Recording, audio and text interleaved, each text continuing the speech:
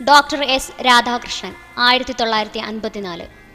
ഭരണഘടനാ പദവിയിലിരിക്കെ ഭാരത് രത്ന ലഭിച്ച ആദ്യ വ്യക്തിയാണ് ഡോക്ടർ എസ് രാധാകൃഷ്ണൻ. ഇന്ത്യയുടെ രാഷ്ട്രീയ, വിദ്യാഭ്യാസ, ആത്മീയ മേഖലകളിൽ വ്യക്തിമുദ്ര പതിപ്പിച്ച അദ്ദേഹം ഇന്ത്യയുടെ തത്വചിന്തകനായ പ്രസിഡന്റ് എന്നറിയപ്പെടുന്നു.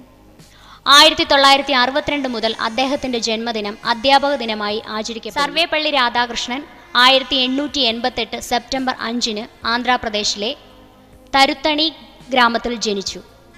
Madras presidency college, Calcutta university, ഓക്സ്ഫോർഡിലെ മാഞ്ചസ്റ്റർ കോളേജ് എന്നിവിടങ്ങളിൽ അധ്യാപകൻ. Andhra university, Banaras Hindu university, Delhi university എന്നിവയുടെ വൈസ് ചാൻസലർ സ്ഥാനവും അലങ്കരിച്ചു. ഇന്ത്യൻ സർവകലാശാല commission chairman, UNESCO chairman, Soviet യൂണിയനിലെ ഇന്ത്യൻ അംബാസിഡർ എന്നീ ഉന്നത പദവികളും വഹിച്ചു. 16 വർഷം ഓക്സ്ഫോർഡിൽ പൗരസ്ത്യ പഠനങ്ങൾക്കുള്ള സ്പാൾഡിംഗ് പ്രൊഫസർ പദവി ലഭിച്ച ആദ്യ പൗരസ്ത്യനാണ് എസ് രാധാകൃഷ്ണൻ. 1952-62 കാലത്ത് ഇന്ത്യയുടെ പ്രഥമ ഉപരാഷ്ട്രപതി, രാജ്യസഭാധ്യക്ഷൻ, ഏറ്റവും കൂടുതൽ കാലം ഈ പദവികളിൽ തുടർന്ന വ്യക്തി. 1962 ഡോക്ടർ രാജേന്ദ്ര പ്രസാദിനു ശേഷം ഇന്ത്യയുടെ രണ്ടാമത്തെ രാഷ്ട്രപതിയായി.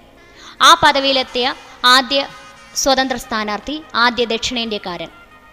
Indian philosophy, the philosophy of Upanishad, the Hindu view of life, eastern religion and western thought, east and west, some reflections എന്നിവ പ്രധാന കൃതികൾ.